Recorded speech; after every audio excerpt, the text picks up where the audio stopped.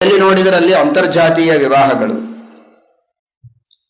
ಅನ್ಯ ಧರ್ಮೀಯರ ಸಹವಾಸ, ಕೇವಲ ಹಿಂದೂ ಧರ್ಮದೊಳಗಿನ ಅಂತರ್ಜಾತೀಯ ವಿವಾಹಗಳು ಮಾತ್ರ ಅಲ್ಲ, ಲವ್ ಜಿಹಾದ್ ಎಂಬ ಹೆಸರಿನೊಳಗೆ ಬೇರೆ ಧರ್ಮದವರು ರಕ್ತಪಾತ ಮಾಡಿ ಯುದ್ಧ ಮಾಡುವಂತಹ ಕಾಲ ಒಮ್ಮೆ ಆಗಿ ಹೋಯಿತು. ಅಲ್ಲಲ್ಲಿರುವ ದೇವಸ್ಥಾನಗಳನ್ನೆಲ್ಲ ಮುರಿಯೋದು, ಒಡೆಯೋದು, ಯುದ್ಧ ಆಡೋದು, ರುಂಡ ಕತ್ತರಿಸೋದು, ಬಲಾತ್ಕಾರದಿಂದ ಧರ್ಮಾಂತರ ಮಾಡುವುದು, ಮತಾಂತರ ಮಾಡುವುದು ಒಂದು ಯುಗದಲ್ಲಿ ಆಯಿತು ಕೆಲವು ಶತಮಾನಗಳ ಹಿಂದೆ. ಈಗ ಪ್ರೀತಿಯನ್ನೇ ಅಸ್ತ್ರ ಮಾಡಿಕೊಂಡು ಪ್ರೀತಿ ಯುದ್ಧ ಅನ್ನುವ ಹೆಸರಿನಲ್ಲಿ ಬೇಕು ಅಂತ ಒಳ್ಳೆ ಒಳ್ಳೆ ಏನೇನೇನೇನೇನೇನೂ ಇರೋದಿಲ್ಲ, ಹಣ ಇಲ್ಲ, ಕಾಸಿಲ್ಲ, ಒಳ್ಳೆ ವೇಷ ಹಾಕೊಳ್ಳೋದು. ಇದಕ್ಕೋಸ್ಕರನೇ ಅವರಿಗೆ ಹಣ ಬರ್ತದೆ ಪರದೇಶಗಳಿಂದ. ವೇಷ ಹಾಕಿಕೊಂಡು ಮೋಸ ಮಾಡಿ ನಮ್ಮ ಹಿಂದೂ ಧರ್ಮದ ಮಹಿಳೆಯರನ್ನ, ಯುವತಿಯರನ್ನ ಓಡಿಸಿಕೊಂಡು ಹೋಗಿ ಅವರನ್ನ ಮತಾಂತರ ಮಾಡಿ, ಧರ್ಮಾಂತರ ಮಾಡಿ ಕೈ ಬಿಟ್ಬಿಡೋದು. ಒಬ್ಬೊಬ್ಬರು ಹೀಗೆ 10 ಜನರನ್ನ ಮದುವೆ ಆಗ್ತಾರೆ. ಅವರನ್ನ ಅನಾಥರನ್ನಾಗಿ ಮಾಡಿ ಬಿಟ್ಟಂತಹ ಘಟನೆಗಳಿವೆ. ಅವರು ಇಲ್ಲೂ ಇಲ್ಲ, ಆ ಕಡೆಗೂ ಇಲ್ಲ. ಈ ತರಹದ ಪರಿಸ್ಥಿತಿ ಇದೆ. ಮತಾಂತರ, ಧರ್ಮಾಂತರ ಆಗುವಂತಹ ಒಂದು ಬಹಳ ಘೋರವಾದ ಪ್ರಸಂಗ ಪ್ರತಿಯೊಂದು ಕಡೆಗೆ ನಡೀತಾ ಇದೆ. ಏನೋ ಗೊತ್ತಿಲ್ಲ ಪಾಪ, ಯಾರೂ ಆಗಬಾರದು, ಇದು ನಮ್ಮ ಅಪೇಕ್ಷೆ. ಅದಕ್ಕಾಗಿ ಎಲ್ಲರ ಪ್ರಯತ್ನ ಬೇಕು. ಇದು ಕೂಡ ನಮ್ಮ ದೃಢವಾದಂತಹ ಅಪೇಕ್ಷೆ ಇದೆ. ಈ ಮೂಲಕವಾಗಿ ಎಲ್ಲರಿಗೆ ಸಂದೇಶವನ್ನು ನೀಡುತ್ತಾ ಇದ್ದೇವೆ. ಆದರೆ ಮೊದಲು ನಾವಾದರೂ ಶುದ್ಧ ಇರಬೇಕಲ್ಲ, ಆಮೇಲೆ ಇನ್ನೊಬ್ಬರಿಗೆ ಹೇಳೋದು. ಯಾರು ಅತ್ಯಂತ ಮುಂದುವರೆದವರು, ತಿಳುವಳಿಕೆ ಇದ್ದವರು, ಮೇಲ್ವರ್ಗದವರು, ದೊಡ್ಡದಾದಂತಹ ಜ್ಞಾನದ ಪರಂಪರೆಯ ಹಿನ್ನೆಲೆ ಇದ್ದವರು, ಅಂತಹ ಬ್ರಾಹ್ಮಣ ವರ್ಗದಲ್ಲಿ, ಅದರಲ್ಲಿಯೂ ಮಡಿವಂತರು ಅಂತ ಎಲ್ಲರಿಗೂ ಪ್ರಸಿದ್ಧರು, ಎಲ್ಲರ ಕಡೆಯಿಂದ ಬಯಸಿಕೊಳ್ಳೋದಕ್ಕೂ ಸಿದ್ಧರಾದವರು ಮಾಧ್ಯರು, ಅಂತಹ ಮಡಿವಂತರೊಳಗೆ ಇಂತಹ ಅಂತರ್ಜಾತೀಯ ವಿವಾಹಗಳಂತಹ ಘೋರವಾದ ಪ್ರಸಂಗಗಳು ಮನೆಗಳಿಗೆ ನಡೀತಾ ಇವೆ. ಲಕ್ಷಕ್ಕೆ ಒಬ್ಬರಲ್ಲ, 10 ಮನೆಗಳಲ್ಲಿ ಒಂದು ಮನೆಯಲ್ಲಿ ನಡೀತಾ ಇದೆ. ಕರ್ನಾಟಕ, ಆಂಧ್ರ, ಮಹಾರಾಷ್ಟ್ರ, ತಮಿಳುನಾಡು ಎಲ್ಲಾ ಕಡೆಗೆ ಈ ಘೋರವಾದಂತಹ ಪ್ರಸಂಗ ಇದೆ. ಇದಾಗಬಾರದು ಅನ್ನುವುದಕ್ಕೆ ತಂದೆ ತಾಯಿ, ಈಗ ಯುವಕರಿಗೆ ಸ್ವಚ್ಛವಾದ ಮನಸ್ಸು ಕೆಲವರಿಗೆ ಇರಬಹುದು, ಯಾವಾಗ ಮನಸ್ಸು ಕೆಡುತ್ತದೆ ಹೇಳಲಿಕ್ಕಾಗುವುದಿಲ್ಲ. ಕೋತಿ ಅದು ಮನಸ್ಸು. ಚಂಚಲಂ ಹಿ ಮನಃ ಕೃಷ್ಣ ಪ್ರಮಾಥಿ ಬಲವದೃಢಂ ತಸ್ಯಾಹಂ ನಿಗ್ರಹಂ ಮನ್ಯೇ ವಾಯೋರಿವ ಸುದುಷ್ಕರಂ. ಮಹಾ ಚಂಚಲವಾದದ್ದು ಮನಸ್ಸು. ಯಾವಾಗ ಮನಸ್ಸು ಕೆಡುತ್ತದೆ ಹೇಳಲಿಕ್ಕೆ ಬರೋದಿಲ್ಲ, ಯಾವಾಗ ಆಕರ್ಷಣೆಗೆ ಒಳಗಾಗ್ತಾನೆ ಹೇಳಲಿಕ್ಕೆ ಬರೋದಿಲ್ಲ. ಅದಕ್ಕಾಗಿ ಮೊದಲೇ ಈ ಪುಣ್ಯದ ಬಂಡವಾಳ ನಮ್ಮಲ್ಲಿರಬೇಕು. ಮಂತ್ರ ಜಪವನ್ನ ಮಾಡಿ, ದೇವರ ಹಾಡುಗಳನ್ನು ಹೇಳಿ, ದೇವರನ್ನ ಸ್ತುತಿಸಿ ಕೊಂಡಾಡಿ, ಸರ್ವೇಂದ್ರಿಯ ಪ್ರೇರಕ, ಇಂದ್ರಿಯಾಭಿಮಾನಿಗಳಿಗೆ ನಿಯಾಮಕ, ಅರ್ಥಾಭಿಮಾನಿಗಳಿಗೆ, ಮನೋಭಿಮಾನಿಗಳಿಗೆ ಎಲ್ಲರಿಗೂ ನಿಯಾಮಕನಾದವನು ಭಗವಂತ. ನಮ್ಮ ಇಂದ್ರಿಯಗಳು ವಿಷಯಗಳ ಕಡೆಗೆ ಓಡಿ ಹೋಗೋದು ಇಂದ್ರಿಯಾಭಿಮಾನಿ ದೇವತೆಗಳ ಪ್ರೇರಣೆಯಿಂದ. ಆ ಇಂದ್ರಿಯಾಭಿಮಾನಿ ದೇವತೆಗಳಿಗಿಂತಲೂ ಉತ್ತಮರು ಅರ್ಥಾಭಿಮಾನಿ ದೇವತೆಗಳು. ಪದಾರ್ಥಗಳಲ್ಲಿದ್ದು ಇಂದ್ರಿಯಗಳನ್ನು ಸೆಳೆದುಕೊಳ್ಳುವವರು ಸೌಪರ್ಣಿ, ವಾರುಣಿ, ಉಮಾ. ಅವರಿಗಿಂತಲೂ ಉತ್ತಮರಾದವರು ಮನೋಭಿಮಾನಿ ದೇವತೆಗಳು, ರುದ್ರದೇವರು, ಗರುಡಶೇಷ ರುದ್ರರು. ಅವರಿಗಿಂತಲೂ ಉತ್ತಮರು ಬುದ್ಧಿಭಿಮಾನಿನಿ ಸರಸ್ವತಿ. ಸರಸ್ವತಿಗಿಂತಲೂ ಉತ್ತಮರಾದವರು ಬ್ರಹ್ಮದೇವರು, ಲಕ್ಷ್ಮೀದೇವಿ, ಭಗವಂತ. ಈ ತಾರತಮ್ಯವನ್ನ ಸ್ಮರಣೆ ಮಾಡಬೇಕು ಅಂತ ಕಾಠಕ ಉಪನಿಷತ್ತು ಹೇಳುತ್ತದೆ, ಭಗವದ್ಗೀತೆ ಹೇಳುತ್ತದೆ. ಮನುಷ್ಯನಿಗೆ ಕಾಮದ ಒತ್ತಡ, ಆಕರ್ಷಣೆಯನ್ನ ಗೆಲ್ಲುವುದಕ್ಕಿರುವ ಉಪಾಯ ಇದೆ. ಟೀಕಾಕೃತ್ಪಾದರು ಹೇಳುತ್ತಾರೆ ಪ್ರಮೇಯ ದೀಪಿಕೆಯಲ್ಲಿ, ಸಯೇವ ಮುಖ್ಯ ಉಪಾಯ ಅಂತ. ಇಂತಹ ಅನುಸಂಧಾನವನ್ನ ಮನಸ್ಸಿನಲ್ಲಿ ಮಾಡಿಕೊಂಡು ವಿಶೇಷವಾಗಿ ಜಪ ಮಾಡಿ, ಪ್ರಾರ್ಥನೆ ಮಾಡಿ, ಮನಸ್ಸಿನಲ್ಲಿ ನಾವು ದೃಢವಾದ ನಿರ್ಧಾರವನ್ನು ಮಾಡಿಕೊಂಡು ಪುಣ್ಯವನ್ನ ಗಳಿಸಿ ಭದ್ರವಾಗಿ ಇಟ್ಟುಕೊಂಡಿದ್ರೆ ಫೋರ್ಸು ಇಂತಹ ಆಕರ್ಷಣೆಗೆ ಸಿಲುಕದೇ ಇದ್ದಂತೆ ನಾವು ಧರ್ಮ ಮಾರ್ಗದಲ್ಲಿ ಉಳಿಯುವುದಕ್ಕೆ ಸಾಧ್ಯ. ಇಲ್ಲ ಅಂದ್ರೆ ಯಾವಾಗ ಅಧಃಪತನ ಆಗ್ತದೆ ಗೊತ್ತಿಲ್ಲ. ಎಚ್ಚರದಿಂದ ಇರಿ. ನೀವು ಮಾತ್ರ ಅಲ್ಲ, ನೀವು, ನಿಮ್ಮ ಅಣ್ಣ ತಮ್ಮಂದಿರು, ನಿಮ್ಮ ಗೆಳೆಯರು, ನಿಮ್ಮ ಮನೆತನದಲ್ಲಿ ಮುಂದೆ ಹುಟ್ಟುವ ಎಲ್ಲಾ ಸಂತಾನದೊಳಗೆ, ಪರಂಪರೆಯೊಳಗೆ ಇಂತಹ ಧರ್ಮಭ್ರಂಶ ಆಗಬಾರದು, ಜಾತಿ ಭ್ರಂಶ ಆಗಬಾರದು, ನೀತಿಭ್ರಂಶ ಆಗಬಾರದು ಅಂತ ಅನ್ನೋದಕ್ಕೋಸ್ಕರವಾಗಿ ಇವತ್ತೇ ಪುಣ್ಯವನ್ನ ಗಳಿಸಿಡಿ. ನೀವು ಕೇವಲ ಹಣ ಮಾಡಿಟ್ರೆ ಅಲ್ಲ, ಬಹಳ ದೊಡ್ಡ ಮನೆ ಕಟ್ಟಿಟ್ಟಿದ್ದಾರೆ. ಎಷ್ಟು ದಿನ ಬೇಕಾದರೂ ಭಾರಿ ಸ್ಟ್ರಾಂಗ್ ಆಗಿ ಕಟ್ಟಿಸಿದ್ದೇನೆ. ನನ್ನ ಎಲ್ಲಾ ಮಕ್ಕಳು ಮರಿಮಕ್ಕಳು ಎಲ್ಲರೂ ಸುಖವಾಗಿರಬಹುದು. 10 ಕೋಟಿ ರೂಪಾಯಿಗಳಷ್ಟು ಡೆಪಾಸಿಟ್ ಮಾಡಿಟ್ಟಿದ್ದೇನೆ. ಬೇಕಾದಷ್ಟು ಗಳಿಸುವಂತಹ ಪ್ರಾಫಿಟ್ ಆಗುವ ಕಂಪನಿಗಳನ್ನೆಲ್ಲ ಮಾಡಿ ಅದನ್ನೆಲ್ಲ ನನ್ನ ಮಕ್ಕಳಿಗೆ ಅಳೆಯಂದ್ರಿಗೆ ಕೊಟ್ಬಿಟ್ಟಿದ್ದೇನೆ ಅಂತ ತೃಪ್ತಿ ಪಡಬೇಡಿ. 4 ದಿನದಲ್ಲಿ ನೀವು ಕಣ್ಣು ಮುಚ್ಚಿ 4 ದಿನದೊಳಗೆ ಅದನ್ನು ಹಾಳು ಮಾಡಿಕೊಂಡಿರ್ತಾಳೆ ಅವರು. ಯಾವುದೂ ಸ್ಥಿರವಲ್ಲ. ನೆಚ್ಚದಿರಿ ಭಾಗ್ಯ ಯಾರಿಗೂ ಸ್ಥಿರವಲ್ಲ. ನಿಶ್ಚಯವೆಚ್ಚರಿಕೆ. ಕಣ್ಣಾರೆ ಕಾಣುತ್ತೇವೆ ಎಂಥೆಂತಹ ಶ್ರೀಮಂತರ ಮಕ್ಕಳು 4 ದಿನದಲ್ಲಿ ಕೈಯಲ್ಲಿ ಭಿಕ್ಷಾಪಾತ್ರೆಯನ್ನು ಹಿಡಿದಿದ್ದಾರೆ ದುಶ್ಚಟಗಳಿಗೆ ಬಲಿಯಾಗಿ. ಅಳಿಸಿ ಪರರನ್ನು ಗಳಿಸಿ ತಂದರ್ಥವು ಉಳಿಯಲು ಎಚ್ಚರಿಕೆ. ಯಾರನ್ನೋ ಅಳಿಸಿ, ಯಾರನ್ನೋ ಬೆದರಿಸಿ, ಯಾರನ್ನೋ ಗದ್ದರಿಸಿ ತಂದಂತಹ ಹಣ ಅದು ಉಳಿಯೋದಿಲ್ಲ ಬಹಳ ದಿವಸ. ಅಳಿಸಿ ಪರರನ್ನು ಗಳಿಸಿ ತಂದರ್ಥವು ಉಳಿಯದು ಎಚ್ಚರಿಕೆ. ನೆಚ್ಚದರಿ ಭಾಗ್ಯ ಯಾರಿಗೂ ಸ್ಥಿರವಲ್ಲ. ನಿಶ್ಚಯವೆಚ್ಚರಿಕೆ. ಏನಾದರೂ ಸ್ಥಿರವಾದ ಸಂಪತ್ತು, ಸ್ಥಿರವಾದ ಆಸ್ತಿಯನ್ನು ನಾವು ಮಾಡಿಡಬೇಕು ಅಂದ್ರೆ ಅದು ಇದೆ. ದೇವರು ಆಸ್ತಿ. ನಾವು ಮಾಡಿದಂತಹ ಪುಣ್ಯಗಳಿಗೆ ನಮಗೆ ಸ್ವರ್ಗ ಇದು ಆಸ್ತಿ, ಮೋಕ್ಷ ಇದು ಆಸ್ತಿ, ನಮ್ಮ ಸಿದ್ಧಾಂತದ ಎಲ್ಲಾ ತತ್ವಗಳು ಇದು ಆಸ್ತಿ ಅನ್ನುವ ಎಲ್ಲಾ ತತ್ವಗಳ ಬಗ್ಗೆ ಆಸ್ತಿ ಆಸ್ತಿ ಎನ್ನುವ ಶ್ರದ್ಧೆಯನ್ನು ಮೂಡಿಸುವುದೇ ಒಂದು ದೊಡ್ಡ ಆಸ್ತಿಯೇ ಹೊರತು ಹಣ ಇದು ಆಸ್ತಿ ಅಲ್ಲ. ಆ ಶ್ರದ್ಧೆ ಉಳಿಯಬೇಕು. ನೀವೇನ್ ಡೆಪಾಸಿಟ್ ಮಾಡಿಡಬೇಕು? ಪುಣ್ಯವನ್ನ ಡೆಪಾಸಿಟ್ ಮಾಡಿಡಬೇಕು. ಎಷ್ಟು ದೇವತೆಗಳು ನಮಗೆ ಒಲಿದರೋ, ಎಷ್ಟು ಹಿರಿಯರ ಪುಣ್ಯ ನಮಗೆ ಒದಗಿ ಬಂತು ಅಂತಾರೆ. ಅದು ಅನಬೇಕಾದ್ರೆ ನಿಮ್ಮ ಮುಂದಿನ ಮಕ್ಕಳು ಮೊಮ್ಮಕ್ಕಳು ಪುಣ್ಯ ಮಾಡಿದ್ರೆ ತಾನೆ ನೀವು. ಇವತ್ತು ಹಿಂದಿನ ಜನರು ಪುಣ್ಯ ಮಾಡಿದ್ದಾರೆ ಅಂತ ಇವತ್ತು ಇಷ್ಟು ಧರ್ಮದ ಒಂದು ಸತ್ಸಂಗದೊಳಗೆ ನೀವೆಲ್ಲ ಕುಳಿತಿದ್ದೀರಿ. ಇದು ನಮ್ಮ ಪುಣ್ಯವೂ ಅಲ್ಲ, ನಿಮ್ಮ ಪುಣ್ಯವೂ ಅಲ್ಲ. ಹಿರಿಯರು ಮಾಡಿದಂತಹ ಪುಣ್ಯ, ಅವರು ಮಾಡಿದ ಜಪ, ಅವರು ಮಾಡಿದ ಪೂಜೆ, ಅವರು ಮಾಡಿದಂತಹ ತ್ಯಾಗ, ಅವರು ನಮ್ಮೆಲ್ಲರಿಗೆ ಕೊಟ್ಟಂತಹ ಸಂಸ್ಕಾರ, ತಮ್ಮ ಇಡೀ ಜೀವನದಲ್ಲಿ ಧರ್ಮ ಧರ್ಮ ಧರ್ಮ ತ್ಯಾಗ ಅನ್ನುವುದನ್ನೇ ಉದ್ದೇಶವಾಗಿಟ್ಟುಕೊಂಡು ಸಮಗ್ರವಾದ ಜೀವನವನ್ನ ಅದಕ್ಕೆ ಅರ್ಪಿಸಿ ತಮ್ಮ ರಕ್ತಗತ ಮಾಡಿಕೊಂಡ್ರಲ್ಲ, ಆ ಜೀನ್ಸ್ ನಿಮ್ಮಲ್ಲಿ ಇವತ್ತು ಹರಿದು ಬಂದದ್ದಕ್ಕೋಸ್ಕರ ಅಷ್ಟರ ಮಟ್ಟಿಗೆ ಧರ್ಮ ಧರ್ಮ ಅಂತ ಕಣ್ಣು ಬಿಡ್ತಾ ಇದ್ದೇವೆ. ಇದು ಎಷ್ಟು ದಿವಸ ಉಳಿತದೆ? ಎಷ್ಟು ದಿವಸ ಹಿರಿಯರು ಮಾಡಿದ್ದ ಆಸ್ತಿಯನ್ನು ನಾವು ತಿನ್ನುವುದಕ್ಕೆ ಸಾಧ್ಯ? ಒಮ್ಮೆ ಖಾಲಿ ಆಗ್ತದೆ ಅದು. ಕ್ಷೀಣೇ ಪುಣ್ಯೇ.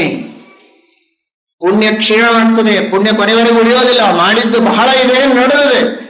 ಈಗ ಇಷ್ಟು ಘೋರವಾದ ಸ್ಥಿತಿಯನ್ನು ನಾವು ಎದುರಿಸ್ತಾ ಇದ್ದೇವೆ. ಇನ್ನು ಮುಂದೆ ಮತ್ತೆ ನಾವು ಸುಖವಾಗಿರಬೇಕಾದರೆ, ಮುಂದಿನ ಪರಂಪರೆ ಚೆನ್ನಾಗಿ ನಡೆಯಬೇಕಾದರೆ ಹೊಸ ಪುಣ್ಯವನ್ನ ಗಳಿಸಲೇಬೇಕು. ಹಳೆ ಪುಣ್ಯದ ಮೇಲೆ ಬಹಳ ಭಾರ ಹಾಕಿ ಇರುವುದಕ್ಕೆ ಸಾಧ್ಯ ಇಲ್ಲ. ಮತ್ತೆ ಪುಣ್ಯವನ್ನ ಗಳಿಸಿಡಬೇಕು. ಅದೇ ಡೆಪಾಸಿಟ್ ಮಾಡಿಡೋದು ನಾವು ಮುಖ್ಯವಾಗಿ. ಮಕ್ಕಳಿಗೋಸ್ಕರ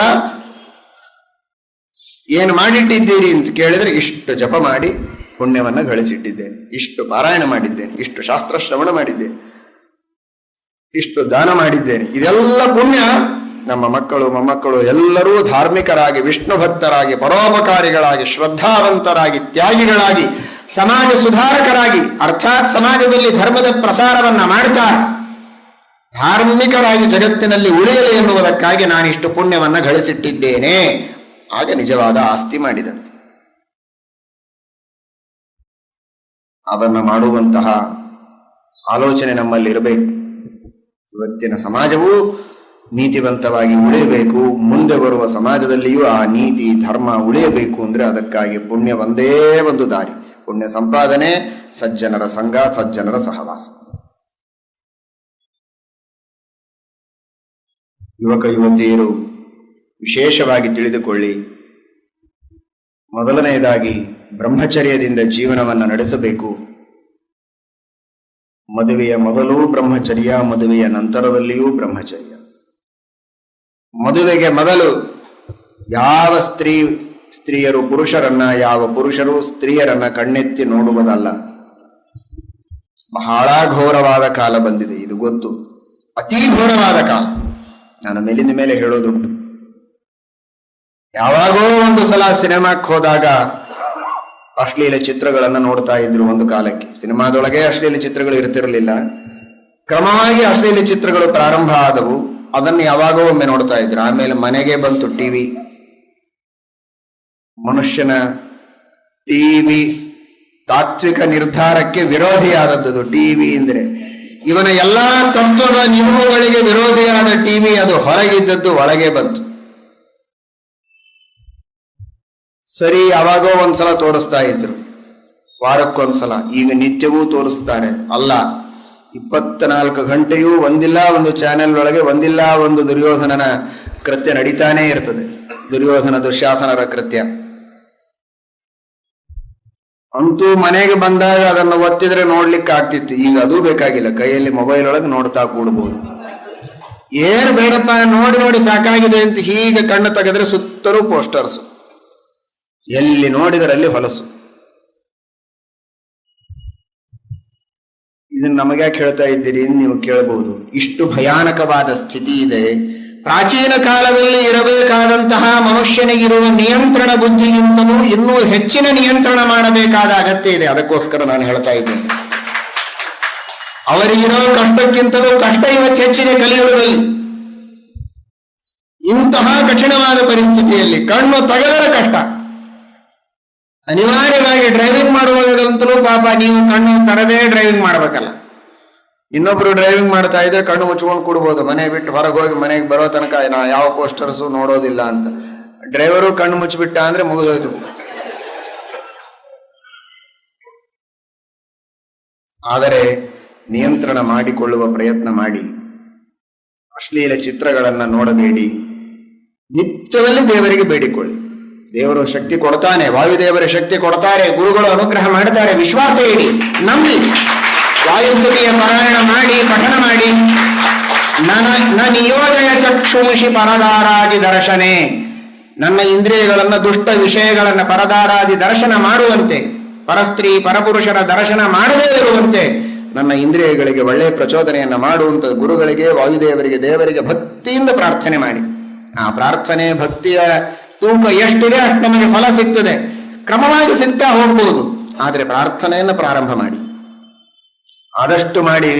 ಒಳ್ಳೆ ಒಳ್ಳೆ ಚಿತ್ರಗಳನ್ನ ಚೆನ್ನಾಗಿ ತೋರಿಸುವಂತ ಪ್ರಾರ್ಥನೆ ಮಾಡಿದರೆ ಏನ್ ಹಣೆ ಬರ. ಅಷ್ಟು ಮಾಡದೇ ಇದ್ರೆ ಸಾಕು. ಮೊದಲು ಇಂತಹ ದುಷ್ಟ ಚಿತ್ರಗಳನ್ನ, ದುಷ್ಟ ದೃಶ್ಯಗಳನ್ನ ನೋಡುವುದನ್ನ ಮೊದಲಿಗೆ ಬಿಡಬೇಕು. ಪುಣ್ಯ ಮಾಡೋದೇ ಕಡಿಮೆ, ಈ ಜನ್ಮ ಸಿಗೋದೇ ಕಡಿಮೆ. ಮಾಡಿದ ಪುಣ್ಯವನ್ನ ಬೆಂಕಿ ಹಚ್ಚಿ ಸುಡುವಂತೆ ಇಂತಹ ದೃಶ್ಯಗಳನ್ನು ನೋಡಿದರೆ, ಶ್ರೀಮದ್ ಭಾಗವತ ಹೇಳುತ್ತದೆ, ದುಷ್ಟ ಕಥೆಗಳನ್ನ ಕೇಳಿದರೂ ಸರಿ, ದುಷ್ಟ ದೃಶ್ಯಗಳನ್ನ ನೋಡಿದರೂ ಸರಿ, ಪಾಪ ಬರೋದಷ್ಟೇ ಅಲ್ಲ, ಮಾಡಿದ ಪುಣ್ಯವನ್ನ ಸುಟ್ಟು ಪಾಪ ತಾನು ಬಂದು ಕೂಡುತ್ತದೆ. ಕೆಲವು ಪಾಪಗಳು ಸುಮ್ಮನೆ ಬರ್ತವೆ, ಅಡ್ಜಸ್ಟ್ ಮಾಡಿಕೊಳ್ತವೆ, ಸ್ವಲ್ಪ ಪಕ್ಕಕ್ಕೆ ಸರಿ ನಾನು ಕೂಡ್ತೇನೆ ಇಂತದೆ. ಕೆಲವು ಪಾಪಗಳು ಬಹಳ ಕೆಟ್ಟ ಪಾಪಗಳು, ಪುಣ್ಯವನ್ನ ಸುಟ್ಟು ಬೂದಿ ಮಾಡಿ ತಾವು ಬಂದು ಕೂಡ್ತವೆ. ಅಂತಹ ಪಾಪಗಳಲ್ಲಿ ಇದೊಂದು. ಯಾಸ್ತು ಶ್ರುತಾಹ ಹತಭಗೈಹಿ ನೃಭಿರಾತ್ತವೀರ್ಯಾಹ. ತೃತೀಯ ಸ್ಕಂದ ಭಾಗವತ ಹೇಳುತ್ತದೆ. ಯಾದವಾರ್ಯರು ವ್ಯಾಖ್ಯಾನ ಮಾಡ್ತಾರೆ ಅದಕ್ಕೆ. ವೀರ್ಯ ಅಂದ್ರೆ ಪುಣ್ಯ, ಆತ್ತ ವೀರ್ಯಾಹ, ಉಳಿದೆಲ್ಲ ಕರ್ಮಗಳಿಂದ ಬಂದ ಪುಣ್ಯವನ್ನ ಸಕ್ ಮಾಡ್ತವಂತೆ. ಅವನ್ನೆಲ್ಲ ಸೆಳೆದುಕೊಂಡು ಸುಟ್ಟು ತಾವು ಬಂದು ಕೂಡ್ತವೆ ಈ ಪಾಪಗಳು. ಅಂತಹ ದುಷ್ಟ ಕಥೆಗಳನ್ನ ಕೇಳಬೇಡಿ ಅಂತಾರೆ. ಅಂತಹ ದುಷ್ಟವಾದ ದೃಶ್ಯಗಳನ್ನ, ಅಶ್ಲೀಲ ದೃಶ್ಯಗಳನ್ನ ಮೊಬೈಲಿನಲ್ಲಿಯೋ, ಚಲನಚಿತ್ರದಲ್ಲಿಯೋ, ಟಿವಿಯೊಳಗೋ, ಪೋಸ್ಟರಿನಲ್ಲಿಯೋ ನೋಡುವುದನ್ನ ಬಿಡಿ. ಮೊಬೈಲ್ಗಳಲ್ಲಿ ಪರಸ್ಪರವಾಗಿ ಕಾಲೇಜುಗಳಲ್ಲಿ ಹೋಗುವಂತಹ ವಿದ್ಯಾರ್ಥಿಗಳು, ವಿದ್ಯಾರ್ಥಿನಿಯರು, ಯುವಕ ಯುವತಿಯರು ಅಥವಾ ಸಹೋದ್ಯೋಗಿಗಳು, ಒಂದೇ ಕಡೆಗೆ ಉದ್ಯೋಗ ಮಾಡುವಂತಹ ಯುವಕ ಯುವತಿಯರು ಪರಸ್ಪರವಾಗಿ ಮಾತನಾಡುವುದು, ಮೊಬೈಲುಗಳಲ್ಲಿ ಹರಟೆ ಹೊಡೆಯುವುದು, ಸಂಪರ್ಕ ಮಾಡುವುದು. ನಾವು ಸುಮ್ಮನೆ ಫ್ರೆಂಡ್ಶಿಪ್ ಒಳಗಿದ್ದೇವೆ ಅಂತ 2 ದಿವಸ ಫ್ರೆಂಡ್ಶಿಪ್ ಇರ್ತದೆ, ಆಮೇಲೆ ಆ ಫ್ರೆಂಡ್ಶಿಪ್ ಎದರೊಳಗೆ ಪರಿಣಾಮ ಆಗ್ತದೆ ಗೊತ್ತಿಲ್ಲ. ಬಹಳ ಉದಾರವಾದ ಮಾತುಗಳನ್ನ ಹೇಳ್ತಾ ಕೊನೆಗೆ ಅಧಃಪತನವನ್ನ ಹೊಂದುವಂತಹ ಪ್ರಸಂಗ ಬರ್ತದೆ. ಬೇಕಾಗಿಲ್ಲ. ಧರ್ಮ ಮುಖ್ಯ, ಸಂಸ್ಕೃತಿ ಮುಖ್ಯ. ಜೀವನದ ಉಪಾಯಕ್ಕಾಗಿ ಪ್ರಾಚೀನ ಕಾಲಂತ ಶುದ್ಧವಾಗಿ ನಿಮ್ಮ ಮನೆಯಲ್ಲಿ ನೀವು ಸ್ನಾನ ಸಂಧ್ಯಾವಂದನ ಮಾಡಿಕೊಂಡು ಅಯಾಚಿತ ವೃತ್ತಿಯಿಂದ ಇರ್ರಿ ಅಂತ ಹೇಳೋ ಸ್ಥಿತಿ ಇಲ್ಲ. ಉದ್ಯೋಗಕ್ಕೆ ಹೋಗೋದು ಅನಿವಾರ್ಯವಾಗಿದೆ. ಹಾಗಾದರೆ ಯಾವ ರೀತಿಯ ನಿಯಂತ್ರಣದಲ್ಲಿರಬೇಕು, ಇದನ್ನಾದರೂ ತಿಳಿದುಕೊಳ್ಳೋ ಪ್ರಯತ್ನ ಮಾಡಬೇಕು. ಇನ್ನೊಬ್ಬರು ನಿಮ್ಮ ಮನಸ್ಸನ್ನ ಕೆಡಿಸುವ ಪ್ರಯತ್ನ ಮಾಡಿದರೂ ನಿಮ್ಮ ಮನಸ್ಸಿನಲ್ಲಿ ಸ್ಥೈರ್ಯ ಇರಲಿ. ಜೀವನದಲ್ಲಿ ನಾನು ಇಷ್ಟು ಹಣ ಗಳಿಸೇ ತೀರ್ತೇನೆ, ಇಂತಹ ಒಂದು ಸಾಧನೆಯನ್ನ ಮಾಡಿಯೇ ತೀರ್ತೇನೆ, ಇಷ್ಟು ಓದಿಯೇ ತೀರ್ತೇನೆ, ಇಷ್ಟು ಗ್ರಾಜುಯೇಷನ್ ಮಾಡಿಕೊಳ್ತೇನೆ ಅಂತ ಹೇಗೆ ಒಂದು ಹಠ ಇಟ್ಟುಕೊಂಡಿರ್ತೀರಲ್ಲ, ಹಾಗಿದೊಂದು ಹಠ ಇಟ್ಟುಕೊಳ್ಳಿ, ಗಟ್ಟಿಯಾದ ಹಠ ಇಟ್ಟುಕೊಳ್ಳಿ. ಎಂತಹ ಪ್ರಾಣಾಪಾಯ ಬಂದರೂ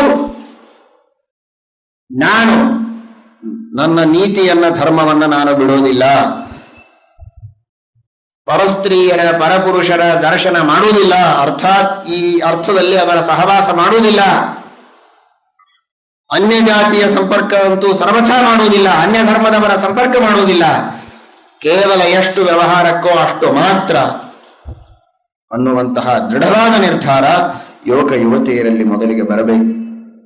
ಈ ಸಜ್ಜನರ ಸಹವಾಸ, ದುರ್ಜನರಿಂದ ದೂರ ಇರೋದು, ಇದೇನೇ ಮೊಟ್ಟ ಮೊದಲನೆಯ ಸುಧಾರಣೆಯ ಸೂತ್ರ. ಮೇಲಿಂದ ಮೇಲೆ ನೀವು ಪ್ರವಚನಗಳನ್ನು ಕೇಳ್ತಾ ಇದ್ರೆ, ಪಾಠಗಳನ್ನು ಕೇಳ್ತಾ ಇದ್ರೆ, ಶಾಸ್ತ್ರಗಳನ್ನು ಕೇಳ್ತಾ ಇದ್ರೆ, ಇಂಥ ಕೆಟ್ಟ ವಿಚಾರಗಳು ಬರೋದು ಕಡಿಮೆ.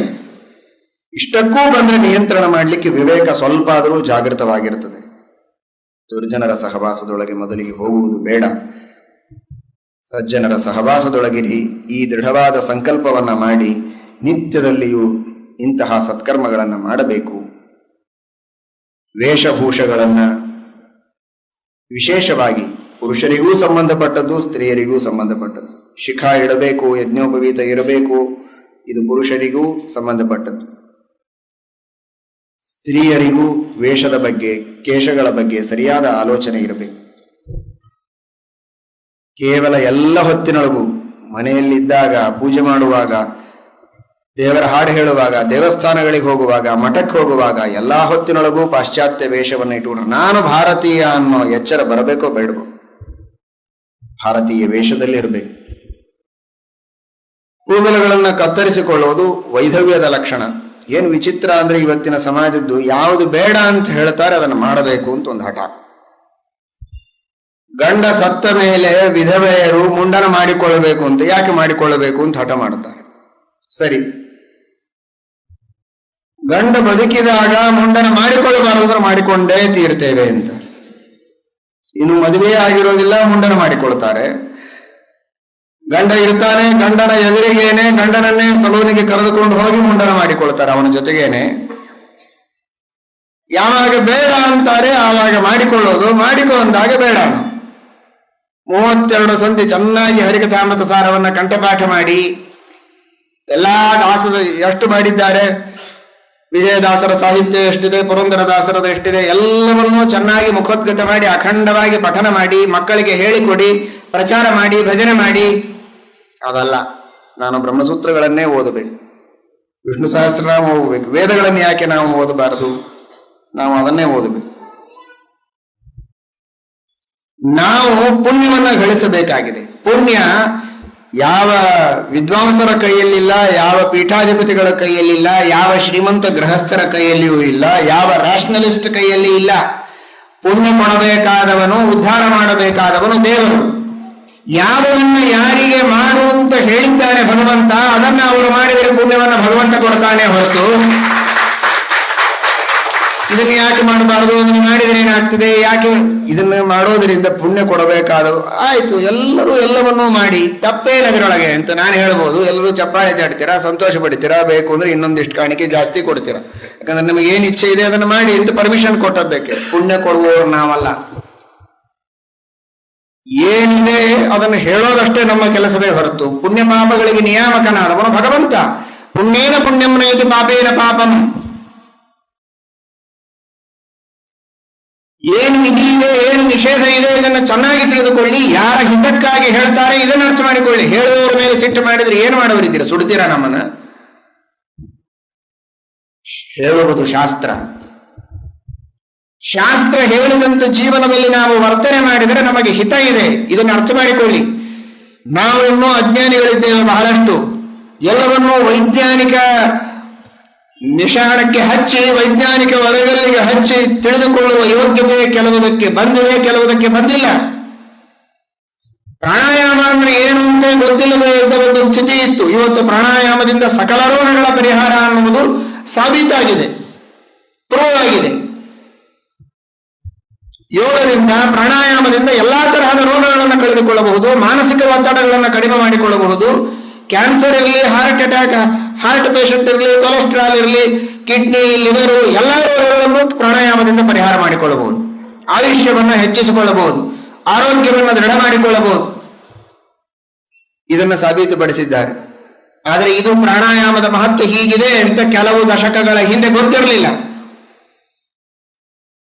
ನಮ್ಮ ಪ್ರಾಚೀನರು ಯಾರು ಹುಚ್ಚರಲ್ಲ, ದಡ್ಡರಲ್ಲ, ತ್ರಿಕಾಲ ಜ್ಞಾನಿಗಳು, ಯೋಗಿಗಳು, ಮಹಾತ್ಮರು. ಅವರು ಹೇಳಿದ್ದು, ಅವರು ಆಜ್ಞೆ ಮಾಡಿದ್ದು ಶಾಸ್ತ್ರಗಳಲ್ಲಿ ಸ್ವತಃ ಭಗವಂತನೇ, ಬರೀ ಜ್ಞಾನಿಗಳಲ್ಲ, ಸಾಕ್ಷಾತ್ ಭಗವಂತನೇ ಆದೇಶ ಮಾಡಿದ್ದು. ಅದನ್ನು ಪರಿಪಾಲನೆ ಮಾಡಿದರೆ ನಮಗೆ ಹಿತವಾಗುತ್ತೆ. ಇದನ್ನು ಅತಿ ಸ್ಪಷ್ಟವಾಗಿ ತಿಳಿದುಕೊಳ್ಳಿ. ಯುವತಿಯರು ಪ್ರತಿ ತಿಂಗಳು 3 ದಿನ ತಾವು ಮಾಡಬೇಕಾದಂತಹ ಧರ್ಮವನ್ನ, ಮಾಸ ಧರ್ಮವನ್ನ ಪರಿಪಾಲನೆ ಮಾಡೋದಿಲ್ಲ ಯುವತಿಯರು. ಎಷ್ಟೋ ಹಿರಿಯರು ಮಾಡೋದಿಲ್ಲ, ತಮ್ಮ ಮಕ್ಕಳಿಂದಲೂ ಮಾಡಿಸೋದಿಲ್ಲ. ಮಹಾಪಾಪ ಅದನ್ನು ಸರಿಯಾಗಿ ತಿಳಿದುಕೊಳ್ಳಿ. ತಿಂಗಳಿನ ರಜಸ್ವಲೆಯಾದ 3 ದಿನಗಳಲ್ಲಿ ಅವರ ಜೊತೆಗೆ ಮಾತನಾಡಿದರೆ ಮಡಿಯಲ್ಲಿದ್ದವರಿಗೆ ಮೈಲಿಗೆ ಅಂತಿದೆ, ಅವರ ನೆರಳು ಬಿದ್ದರೆ ಮೈಲಿಗೆ ಅಂತಿದೆ. ಇಷ್ಟರ ಮಟ್ಟಿಗೆ ಶಾಸ್ತ್ರ ನಿಷೇಧ ಮಾಡಿದೆ. ಅದರ ಬಗ್ಗೆ ಏನು ಎಂತ ಆ ವೈಜ್ಞಾನಿಕ ವಿಚಾರಗಳು ನಂತರದಲ್ಲಿರಲಿ. ಆದರೆ ಶಾಸ್ತ್ರ ಅಷ್ಟು ಕಟುವಾಗಿ ನಿಷೇಧ ಮಾಡಿದೆ. ಆಯುರ್ವೇದದ ಶಾಸ್ತ್ರಗಳಲ್ಲಿ, ಕೇವಲ ಧರ್ಮಶಾಸ್ತ್ರಗಳಲ್ಲೆಲ್ಲ, ಆರೋಗ್ಯವನ್ನೇ ತಿಳಿಸುವ ಪ್ರಾಚೀನವಾದಂತಹ ವೈದ್ಯಕೀಯ ವಿಜ್ಞಾನದ ಗ್ರಂಥಗಳೇನಿವೆ, ಸುಶ್ರುತ ಸಂಹಿತೆ, ಚರಕ ಸಂಹಿತೆ, ಶಾರ್ಂಗಧರ ಸಂಹಿತೆ, ಇಂತಹ ಪ್ರಾಚೀನವಾದಂಥ ಭೈಷಜ್ಯ ರತ್ನಾವಲಿ, ಈ ಎಲ್ಲ ಆಯುರ್ವೇದದ ಗ್ರಂಥಗಳಲ್ಲಿ ಇದರ ಬಗ್ಗೆ ಬಹಳ ಕರಾರವಾಗಿ ಹೇಳಿದ್ದಾರೆ. ಅತ್ಯಂತ ನಿಷ್ಠುರವಾಗಿ ಈ 3 ದಿನಗಳ ಮಾಸ ಧರ್ಮವನ್ನು ಪರಿಪಾಲನೆ ಮಾಡಲೇಬೇಕು. ಇಲ್ಲದೆ ಎಂದರೆ ಹುಟ್ಟುವ ಮಕ್ಕಳಲ್ಲಿ ನಾನಾ ವಿಧವಾದ ದುಷ್ಪರಿಣಾಮಗಳಾಗ್ತವೆ. ಕುರುಡರಾಗಿ ಹುಟ್ಟಬಹುದು, ಅಂಗವಿಕಲರಾಗಿ ಹುಟ್ಟಬಹುದು, ಬುದ್ಧಿಮಂದರಾಗಿ ಹುಟ್ಟಬಹುದು. ಈ ತರಹದ ಲೌಕಿಕವಾದ ನಾನಾ ವಿಧವಾದಂತಹ ಹಾನಿಗಳೂ ಇವೆ, ಜೊತೆಗೆ ಪಾಪವೂ ಇದೆ. ಶಾಸ್ತ್ರದ ಆಜ್ಞೆಯನ್ನು ಉಲ್ಲಂಘನೆ ಮಾಡಿದ್ದಕ್ಕೆ ಮನೆಯಲ್ಲಿರುವ ದೇವರು ಪೂಜೆ ಪುನಸ್ಕಾರ ಮಾಡುವಂತಹ ಯಾವ ಧರ್ಮ ಕಾರ್ಯಗಳಿಗೂ ಬೆಲೆ ಇಲ್ಲ. ಮೊದಲಿಗೆ ತಂದೆ ತಾಯಿಗಳು ಇದನ್ನು ಚೆನ್ನಾಗಿ ನೀವು ಶ್ರದ್ಧೆಯಿಂದ ತಿಳಿದುಕೊಳ್ಳಿ, ಮಕ್ಕಳಿಗೆ ಇದರ ಬಗ್ಗೆ ಶ್ರದ್ಧೆಯಿಂದ ಪರಿಪಾಲನೆ ಮಾಡುವುದಕ್ಕೆ ಕಲಿಸಿಕೊಡಿ. ಅದರ ಬಗ್ಗೆ ಔದಾಸೀನ್ಯವನ್ನ, ನಾನು ಅದೇ ಹೇಳ್ತಾ ಇರೋದು. ಮತ್ತೆ ಇಲ್ಲಿ ಬಂದವರ ಬಗ್ಗೆ ಅಂತ ನಾನೇನು ಹೇಳ್ತಾ ಇಲ್ಲ ಪರ್ಟಿಕ್ಯುಲರ್ ಆಗಿ. ಯಾರು ಮಾಡೋದಿಲ್ಲ ಅವರು ಮಾಡಿ. ನೀವು ಮಾಡ್ತಾ ಇದ್ರೆ ನಿಮ್ಮ ಜೊತೆಗಿದ್ದವರಿಗೆ, ನಿಮಗೆ ತಿಳಿದವರಿಗೆ ಇದನ್ನು ಹೇಳಿ ಪರಿಪಾಲನೆ ಮಾಡಿಸಬೇಕು. ಮಾಸಧರ್ಮವನ್ನ ಪರಿಪಾಲನೆ ಮಾಡುವುದು ಅಷ್ಟೇ ಅಗತ್ಯವಾದದ್ದು. ನಿತ್ಯದಲ್ಲಿ ತುಳಸಿಯ ಪೂಜೆಯನ್ನು ಮಾಡಿ, ದೇವರ ನಾಮಗಳನ್ನು ಹೇಳಿ, ದುರ್ಗಾ ಸುಳಾದಿ, ಇದೀಗ ಹೇಳಿದ್ನಲ್ಲ, ಅಂತರ್ಜಾತೀಯ ವಿವಾಹ, ಲವ್ ಜಿಹಾದ್, ನಾನಾ ವಿಧವಾದ ರೀತಿಯಲ್ಲಿ ಸ್ತ್ರೀಯರನ್ನ ಆಕರ್ಷಣೆ ಮಾಡಿಕೊಂಡು ಅವರ ನೈತಿಕ ಮಟ್ಟವನ್ನ ಹಾಳು ಮಾಡುವಂತಹ ಜನರಿದ್ದಾರೆ ಅಂತ. ಅದಕ್ಕಾಗಿ ಒಂದು ಫೋರ್ಸ್, ಮೊದಲಿಗೆ ಆಧ್ಯಾತ್ಮಿಕ ಫೋರ್ಸ್, ಆಮೇಲೆ ಬಾಹ್ಯವಾದ ಫೋರ್ಸ್. ಏನು ಆಧ್ಯಾತ್ಮಿಕ? ಚೆನ್ನಾಗಿ ನರಸಿಂಹದೇವರ ಸುಳಾದಿಯನ್ನ, ದುರ್ಗಾ ಸುಳಾದಿಯನ್ನ ಚೆನ್ನಾಗಿ ಪಾರಾಯಣ ಮಾಡಿ, ದಿನಕ್ಕೆ ಕನಿಷ್ಠ ಪಕ್ಷ 3 ಸಲ ನರಸಿಂಹದೇವರು, ದುರ್ಗಾದೇವಿ ಉಗ್ರ ರೂಪದಿಂದ ನಿಮ್ಮ ಅಕ್ಕಪಕ್ಕದಲ್ಲಿ ಗಟ್ಟಿಯಾಗಿರ್ತಾರೆ. ಬರಲಿ, ಯಾವ ವಿಧವಾದಂತಹ ವಿಧರ್ಮೀಯರು ಬರ್ತಾರೆ, ಬರಲಿ. ಜಡಭರತನ ಕಾಲದಲ್ಲಿ ಜಡಭರತನನ್ನೇ ಕೊಂದು ಬಲಿ ಕೊಡಬೇಕು ಅಂತ ಹೊರಟಂತಹ ಸಂದರ್ಭದಲ್ಲಿ ಭದ್ರಕಾಳಿ, ಸಹಸೈವ ಉಚ್ಚಚಾರ ಭದ್ರಕಾಳಿ, ಅಲ್ಲಿರುವಂತಹ ಎಲ್ಲಾ ವಿಧವಾಗಿರತಕ್ಕಂತಹ ನರಬಲಿ ಕೊಡುವುದಕ್ಕೆ ಹೊರಟ ಆ ದುಷ್ಟರಾದಂತಹ ಶೂದ್ರ ರಾಜ ಹಾಗೂ ಅವನ ಸೈನಿಕರು, ಮಂತ್ರಿಗಳು ಎಲ್ಲರ ರುಂಡವನ್ನ ಕತ್ತರಿಸಿ ರುಂಡದ ಆಟವನ್ನೇ ಆಡಿ ರುಂಡದ ಮಾಲೆಯನ್ನ ಹಾಕಿಕೊಂಡು ದುರ್ಗಾದೇವಿ ಜಡಭರತನ ರಕ್ಷಣೆಯನ್ನ ಮಾಡಿದಳು ಅಂತ ಪಂಚಮಸ್ಕಂಧದಲ್ಲಿ ಕೇಳ್ತೀರಲ್ಲ. ಅಂತಹ ದುರ್ಗಾದೇವಿಯ ಸುಳಾದಿಯನ್ನ ಅಖಂಡವಾಗಿ ಪಠಿಸಿ, ದುರ್ಗಾಂತರ್ಗತ ದುರ್ಗೆಯ ಸ್ಮರಣೆ ಮಾಡಿ, ನರಸಿಂಹದೇವರ ಸ್ಮರಣೆ ಮಾಡಿ, ಅಗ್ರತೋ ನಾರಸಿಂಹಶ್ಚ ಪೃಷ್ಠತೋ ಗೋಪಿನಂದನ ಉಭಯೋ ಪಾರ್ಶ್ವಯೋರಾಸ್ತಾಂ ಸಶರೌ ರಾಮ ಲಕ್ಷ್ಮಣಂ. ಈ ವಿಧವಾದ ಭಗವನ್ಮಯವಾದ ಆಧ್ಯಾತ್ಮಿಕವಾದ ಫೋರ್ಸ್ ಇದು ಯುವಕರಿಗೂ ಇರಲಿ, ಯುವತಿಯರಿಗೂ ಇರಲಿ. ನಿತ್ಯದಲ್ಲಿ ಈ ಶ್ಲೋಕ ಹೇಳಿ, ಸುಳಾದಿಗಳನ್ನು ಹೇಳಿಕೊಂಡು ಆಧ್ಯಾತ್ಮಿಕ ಫೋರ್ಸ್ ಇರಲಿ. ಜೊತೆಗೆ ನೀವೇನು ಯುವಕರಿದ್ದೀರಿ,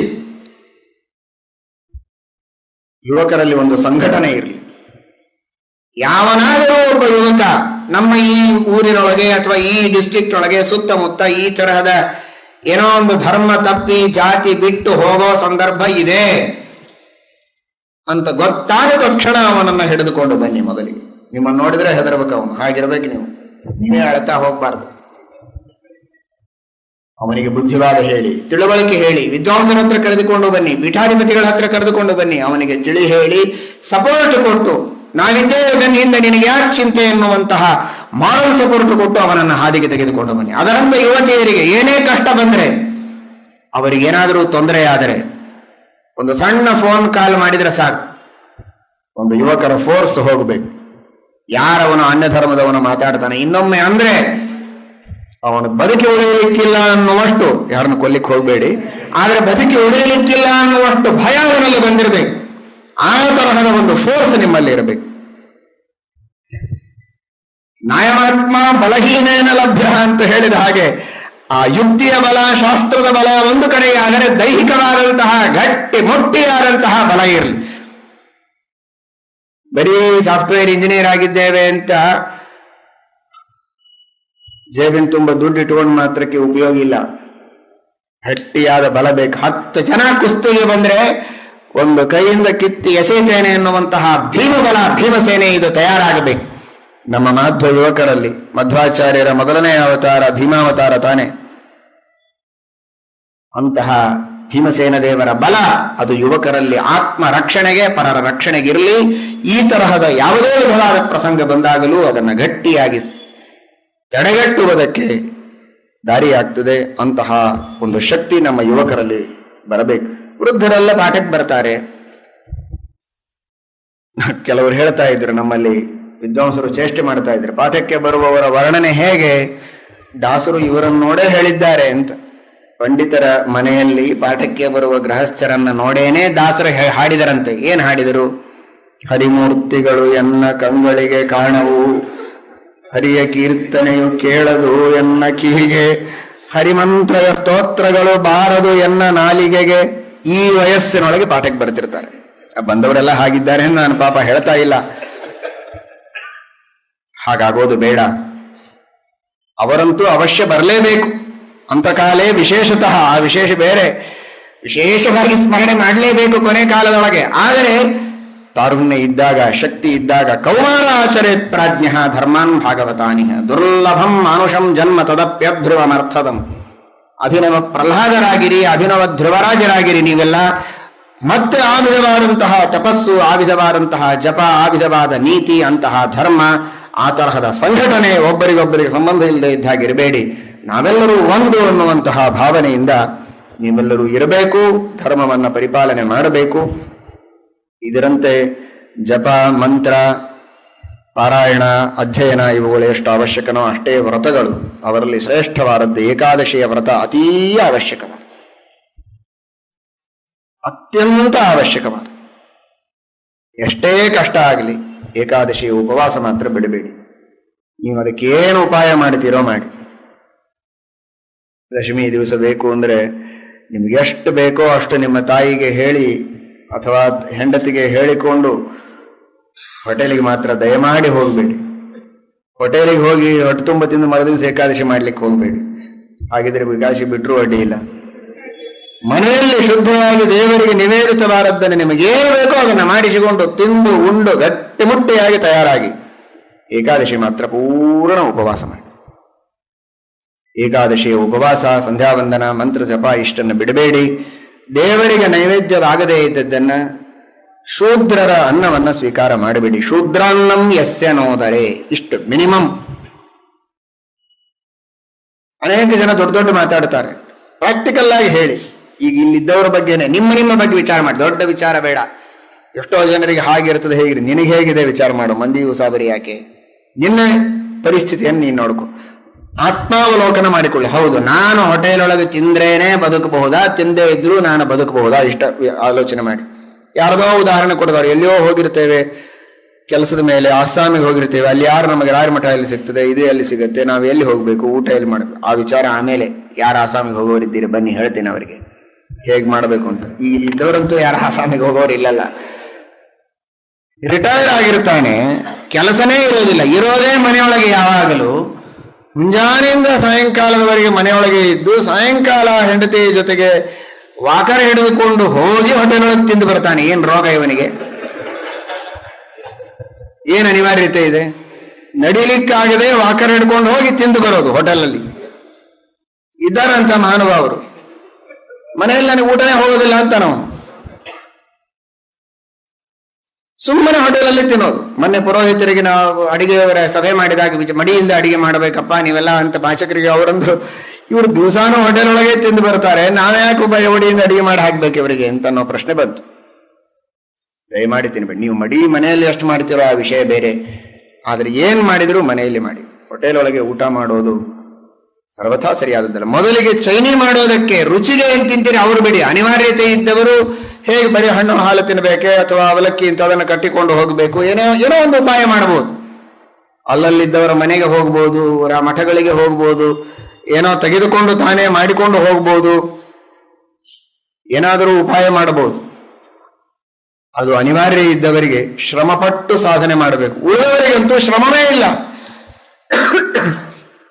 ಕಾರಣ ಇಲ್ಲದೆ ಸುಮ್ಮನೆ ಹಾದಿಯಲ್ಲಿ ಹೋಗುವಾಗ ಇಡ್ಲಿ ಕಾಣಿಸ್ತು ಅಂದ್ರೆ ತಿನ್ನಬೇಕು ಅನಿಸ್ತದೆ. ಏನ್ ನಿಮ್ಮ ಮನೆಯಲ್ಲಿರುವ ನಿಮ್ಮ ಹೆಂಡಂದ್ರೆ ಅಷ್ಟು ದಡ್ಡರಿದ್ದಾರ? ಜಗತ್ತಿನೊಳಗೆ ಯಾವ ಹೋಟೆಲ್ ಒಳಗೆ ಮಾಡದೇ ಇರತಕ್ಕಂತಹ ರುಚಿಯಾದ ಅಡಿಗೆಯನ್ನ ನಿಮ್ಮ ಹೆಂಡಂದ್ರಿಗೆ ತಾಯಂದ್ರಿಗೆ ಮಾಡ್ಲಿಕ್ಕೆ ಬರ್ತದೆ. ಯಾಕೆ ಬರೋದಿಲ್ಲ? ನೀವು ಹೀಗೆ ಹೋಟೆಲ್ಗೆ ಹೋಗ್ತಾ ಇದ್ರೆ ಹೋಟೆಲ್ಗೆ ಕಳಿಸ್ತಾರ ಅವರು, ನಿಮ್ಮನ್ನು ತಿನಿಸು ಮಾಡ್ಲಿಕ್ಕೆ ಕಲಿಯುವುದಿಲ್ಲ. ನೀವು ಮನೆಯಲ್ಲಿಯೇ ಮಾಡಿ ಹಾಕು ಅಂದ್ರೆ ಕಲಿತಾರೆ. ಶೂದ್ರಾನ್ನವನ್ನ ಸರ್ವಥಾ ತಿನ್ನಬೇಡಿ. ಮಾಡುವ ಜಪ ಮಾಡುವ ಸಾಧನೆಗೆ ಫಲ ಇಲ್ಲ ಅಂತ ಶಾಸ್ತ್ರ ಹೇಳಿದೆ. ಯಾಕೆ ಹೇಳ್ತೇವೆ ಅದನ್ನು ತಿಳಿದುಕೊಳ್ಳಿ. ಮಾಡುವ ಮಂತ್ರಗಳ ಜಪ ಮಾಡುವ ಧರ್ಮ ಕಾರ್ಯಗಳಿಗೆ ಸಿದ್ಧಿ ಬರಬೇಕು. ಏಕಾದಶಿಯು ಇವೆಲ್ಲ ಪರಿಕರ. ಇಷ್ಟೆಲ್ಲ ಇದ್ರೇನೆ ಅದಕ್ಕೆ ಸಿದ್ಧಿ, ಇಲ್ಲದೆ ಇದ್ರೆ ಇಲ್ಲ. ಏಕಾದಶಿ ಉಪವಾಸ, ಸ್ತ್ರೀಯರು ರಜಸ್ವಲ ಧರ್ಮದ ಪರಿಪಾಲನೆ, ಏಕಾದಶಿ ಉಪವಾಸ ಮಾಡಬೇಕು. ಶೂದ್ರಾನ್ನವನ್ನು ತಿನ್ನಬಾರದು. ಮಾಂಸ ಭಕ್ಷಣ ಅಂತೂ ಸರ್ವಥಾ ಸರಿಯಲ್ಲ. ಮದ್ಯಪಾನ, ಕೆಲವರು ಅಖಂಡವಾಗಿ ತಂಬಾಕು ತಿಂತಾ ಇರ್ತಾರೆ.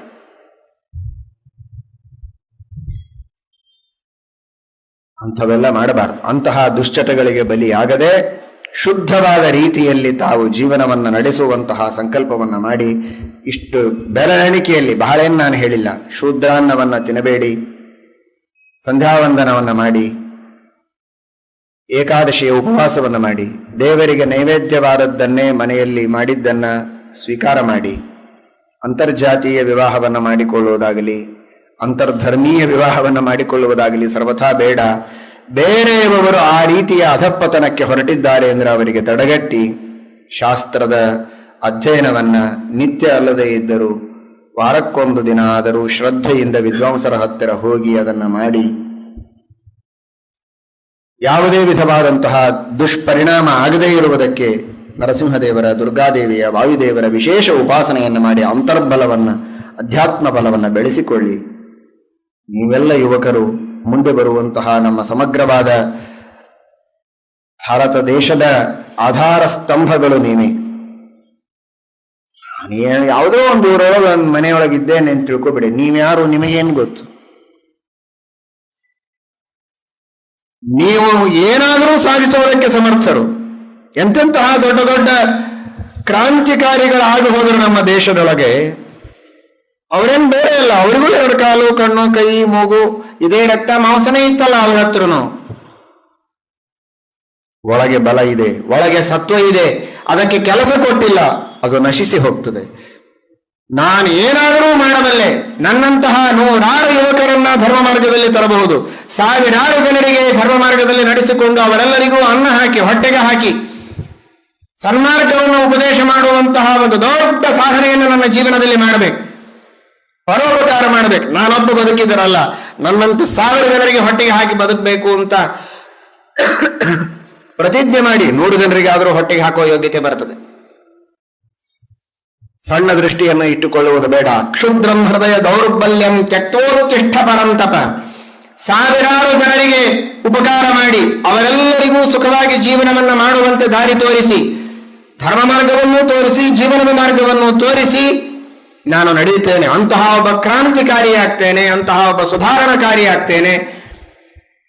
ಅನ್ನುವ ಉದ್ದೇಶವನ್ನ ಇಟ್ಟುಕೊಳ್ಳೋದು ಪ್ರತಿಯೊಬ್ಬರೂ ಕೂಡ ಆ ದಿಕ್ಕಿನಲ್ಲಿ ಪ್ರಯತ್ನ ಮಾಡಿದರೆ ಒಬ್ಬ ದೊಡ್ಡ ವ್ಯಕ್ತಿಗಳಾಗ್ತೀರಿ. ಹಾಗಾಗಬೇಕು, ನೀವು ಒಬ್ಬೊಬ್ಬರೂ ಹಾಗಾಗಬೇಕು.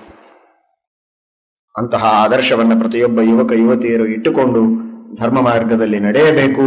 ಆ ನಿಟ್ಟಿನಲ್ಲಿ ವಿಶೇಷವಾಗಿ ಪ್ರಯತ್ನವನ್ನ ಎಲ್ಲ ಪಾಲಕರು, ತಂದೆ ತಾಯಿಗಳು ಮಾಡಿ ಯುವಕರನ್ನ ಮುಂದೆ ತರುವಂತೆ ಮಾಡಬೇಕು.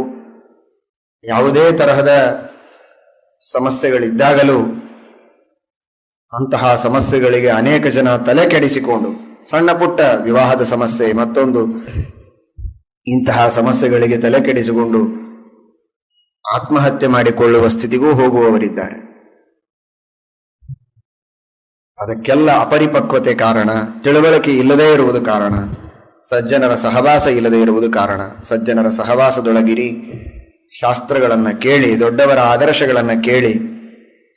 ಭೀಷ್ಮಾಚಾರ್ಯರ ಆದರ್ಶ ಏನು? ತನ್ನ ತಂದೆಗಾಗಿ ಮದುವೆಯನ್ನೇ ಬಿಟ್ಟು ನಿಂತ ಮಹಾನುಭಾವ ಭೀಷ್ಮ. ಶಂತನು ರಾಜನ ಪ್ರೀತಿಗಾಗಿ ಮದುವೆಯನ್ನೇ ಮಾಡಿಕೊಳ್ಳೋದಿಲ್ಲ ಅಂತ ಪ್ರತಿಜ್ಞೆ ಮಾಡಿದಂತಹ ವ್ಯಕ್ತಿ. ವಾಲ್ಮೀಕಿ ರಾಮಾಯಣದಲ್ಲಿ ಒಂದು ಮಾತು ಬರ್ತದೆ. ಕುಶರಾಜನ ಮಕ್ಕಳು, ಹೆಣ್ಣು ಮಕ್ಕಳು ಅನೇಕ ಜನ ವನದಲ್ಲಿ ವಿಹಾರ ಮಾಡ್ಲಿಕ್ಕೆ ಹೋದಾಗ ಪ್ರವಾಹ ವಾಯುದೇವರು ಪರೀಕ್ಷೆ ಮಾಡುವುದಕ್ಕೆ ಬರ್ತಾರೆ. ನನ್ನನ್ನು ಮದುವೆ ಆಗ್ರೆ ನೀವೆಲ್ಲ ಅಂತ. ಆಗೋದಿಲ್ಲ ಅಂತಾರೆ. ನಮ್ಮ ತಂದೆ ಹೇಳಿದ್ರೆ ಮದುವೆ ಆಗ್ತೇವೆ. ನಾನು ನಿಮ್ಮೊಳಗೆ ಪ್ರವೇಶ ಮಾಡಿ ಎಲ್ಲ ಕಡೆಗೆ ವಾಯು ವಿಕಾರ ಆಗುವಂತೆ ಮಾಡಿ, ನಿಮ್ಮ ದೇಹ ಎಲ್ಲ ಅಂಕುಡೊಂಕಾಗಿ ಆಗುವಂತೆ, ವಕ್ರವಾಗುವಂತೆ ಮಾಡ್ತೇನೆ, ಮಾಡು. ಆದರೆ ನಾವೇನು ಮದುವೆ ಆಗೋದಿಲ್ಲ. ನಮ್ಮ ತಂದೆ ಹೇಳಿದರೆ ಯಾರಿಗಾದರೂ ಮದುವೆ ಆಗೋದಕ್ಕೆ ಸಿದ್ಧ.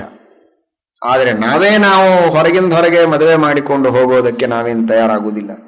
ಯಸ್ಯನೋ ದಾಸ್ಯತಿ ಪಿತಾ ಸನೋ ಭರ್ತ ಭವಿಷ್ಯತಿ. ವಾಯುದೇವರಿಗೆ ಆಶ್ಚರ್ಯವಾಗ್ತದೆ ಇವರ ನಿಷ್ಠೆಯನ್ನು ನೋಡಿ.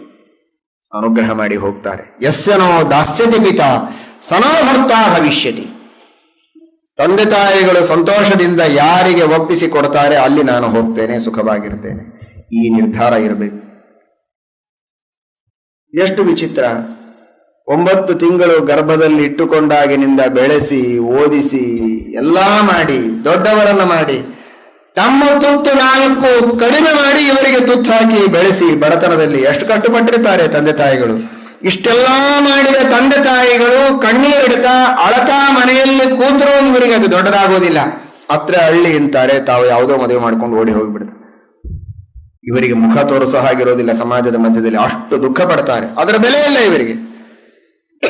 ಕಾರಣ 2 ಕ್ಷಣಗಳ, ಕೇವಲ 2 ಕಣ್ಣುಗಳ ಮಿಲನದಿಂದ ಬಂದ ಪ್ರೇಮ 10 ವರ್ಷಗಳಿಂದ ಇವರಿಗೋಸ್ಕರವಾಗಿ ರಕ್ತ ಸುಟ್ಟಂತಹ ತಂದೆ ತಾಯಿಗಳ ಪ್ರೇಮಕ್ಕಿಂತಲೂ ದೊಡ್ಡದಾಗಿ ಹೋಯ್ತು ಇವರಿಗೆ.